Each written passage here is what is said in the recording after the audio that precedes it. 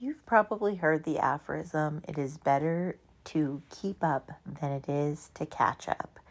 And I think that is so true in homemaking. So I hope you'll join me today as I talk through this as I'm doing some of the tasks that I do to stay caught up.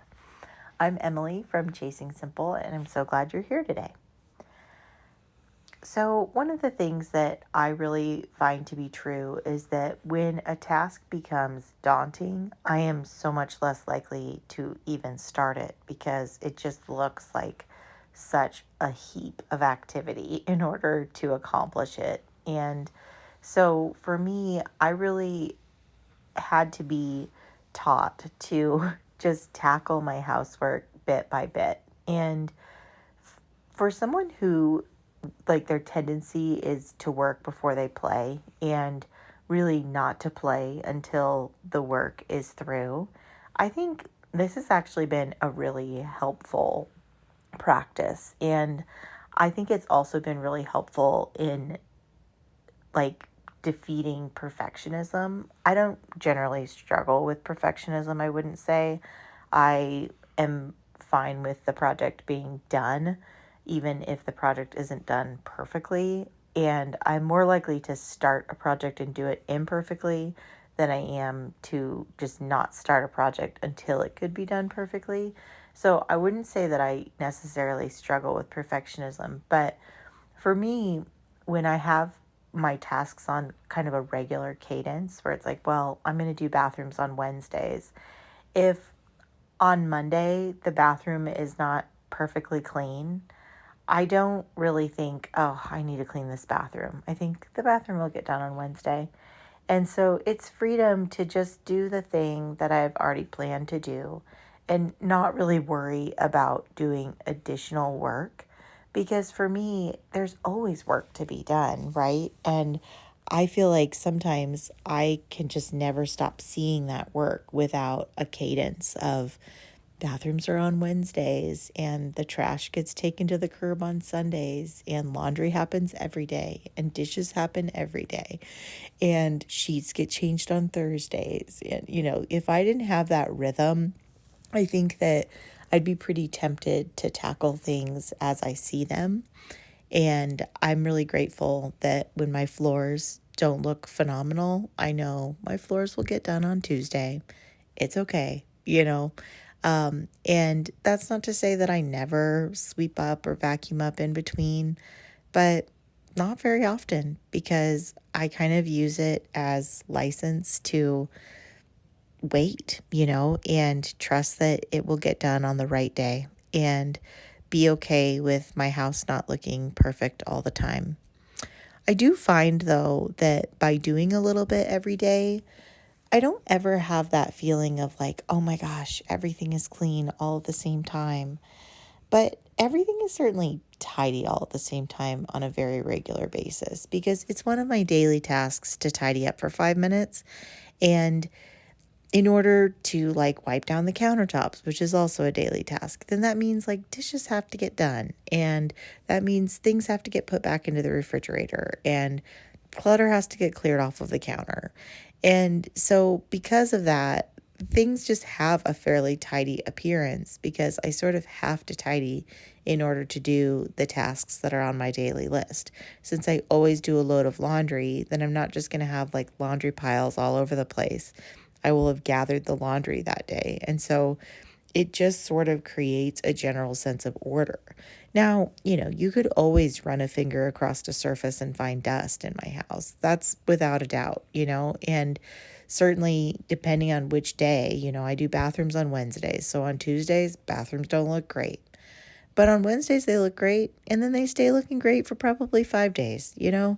And so for me, it's just been a really helpful practice because no, it's not perfectly clean all the time, but you can't live in a house that's like that. And then it feels like a project instead of a really daily sense of homekeeping. That's more the rhythm of it. And I think that when it feels like it's all done, nobody touch anything, that really probably isn't fair to your family and yourself who lives in the house. There should be evidence of life throughout the house. And now that doesn't mean that it needs to be chaotic, but certainly there should be evidence that people live there, because people do. This is a working, functioning home. It's not a show home. It's not for display only. It really is with great purpose that you are keeping this home. And gratefully, you have mouths to feed and bottoms to wipe and children's clothing to fold, and you've got all of these things to do because your family lives there, and you wouldn't have the same tasks if God hadn't blessed you with your people. And so, aren't you grateful to have those people, even though, yes, they, along with you, create messes as they enjoy the tasks of their daily living? So, I think that it just gives you a whole new perspective on housework. But I've certainly seen on the internet, people talking about, well, I would love to get caught up, but I'm not caught up. And I never was taught how to maintain a home. And so how do you do this? And, of course, it would be easier to just like wipe up surfaces. But what if you haven't wiped up surfaces for many weeks or many years? And so there's a lot of buildup. And, I've never been in that particular situation. Certainly, I feel like I kind of had to learn homekeeping on my own from observation of other people's homes, because I didn't grow up in a super orderly home or one that was cleaned on a super regular basis. There was a lot of chaos in my house, and I think it fell out of priority. And so it is something I crave because it's not something that I had, and it's something that feels controllable to me. And so, in the midst of the chaos of my own life, it feels really good to have clean sheets to get into on Thursdays and to have a clean sink when people come over, and not to be just always wondering what kind of clothes I can pull out of the dryer at the last minute because I didn't plan ahead. So it does feel good to me to have things in order today, even though that's not what was drilled into me as a child. So I can't say that I've ever been in a situation where I was truly having to catch up. But I think that if I found myself in that position, the advice I would give is to be kind to yourself and do things in the right order. So if you do the daily tasks for long enough, eventually you'll have things under control and you can move to weekly tasks. And eventually you'll have that under control. And that might take a few years. And then you'll be able to have brain space for additional things like projects and deeper cleaning in your house. I would say that where there's areas where you could use some additional help in order to get caught up just short term, that could probably be very worth it. So that might look like hiring a cleaning service or taking your laundry to a laundromat and doing 20 loads of laundry all at one time, all day, and maybe for 2 days in order to get caught up, get everything folded and put away, and then do laundry the next day. Don't ever get yourself into a situation again where you're having to do that much laundry to keep up. And so I do think that some of those things could be helpful if you found yourself in that situation. But more than anything, I would just say make dishes, laundry, and a quick tidy up of your home part of your absolute everyday tasks.